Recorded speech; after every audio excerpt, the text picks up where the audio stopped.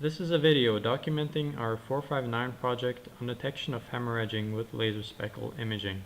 The idea behind the project was to deal with the problems surrounding an uncontrollable bleed during a non-invasive surgery. During this type of surgery, the surgeon has a limited field of view given by an endoscope. The view can be obstructed by a hemorrhage, causing the operation to take more time, or in the worst case, causing the need for open surgery.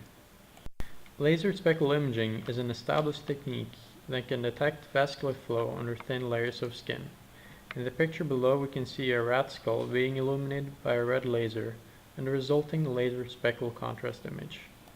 LSI uses the random fluctuations in the laser light reflecting off a rough surface to produce a contrast map of the illuminated region.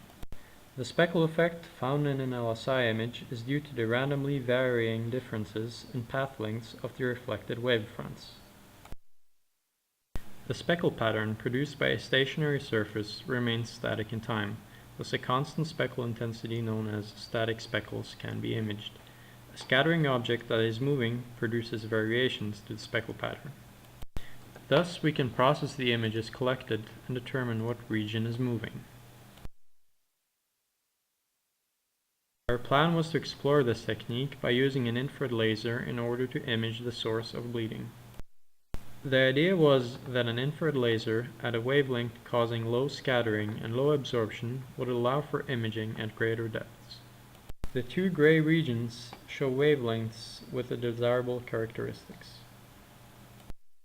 Since acquiring a laser and a camera suitable for these frequency ranges would be too costly, we went for making a proof of concept experiment that would show whether we could detect flow with an infrared laser. The low-budget equipment chosen for this purpose was an 808 nanometer laser diode and a Guppy Pro FO31 CCD camera, giving a quantum efficiency of 25% at the laser wavelength. The rest of the equipment consists of the laser driving circuit and a computer that captured and processed the images. Here we can see the laser driving circuit along with the front and the back of the setup.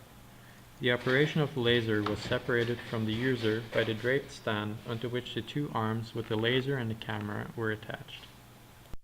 The data collection involved setting the camera and laser position as well as shutter speed to obtain a clear image while avoiding glare from the sample surface.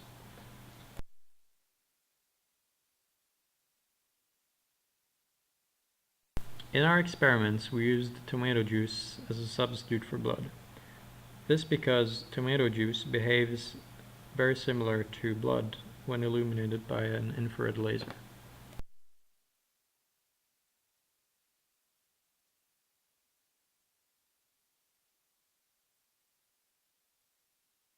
To simulate the blood flowing through a vein, we made a channel which was covered with chicken skin.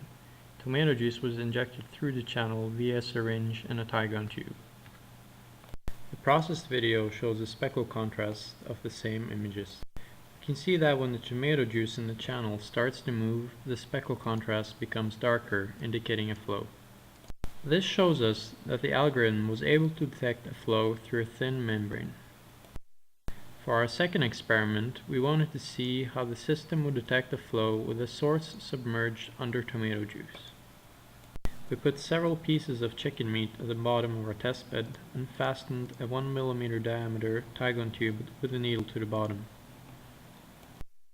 This video shows the speckle contrast of a flow submerged 2 mm under the surface.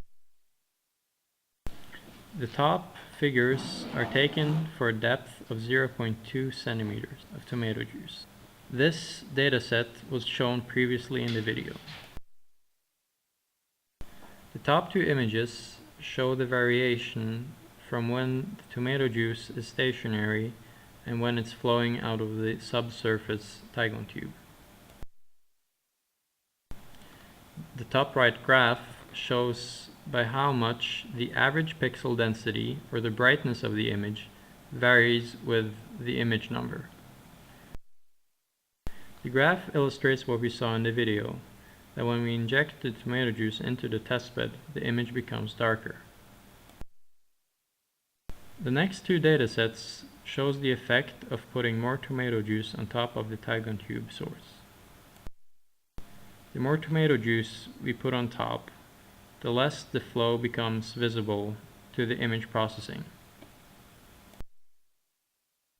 With this project, we showed that our proof-of-concept device could detect flow underneath skin and in a pool of tomato juice using an 808 infrared laser diode and a standard CCD camera. In order to look at the full potential of an infrared laser in an LSI environment, it would be interesting to look at the frequencies mentioned earlier in this video.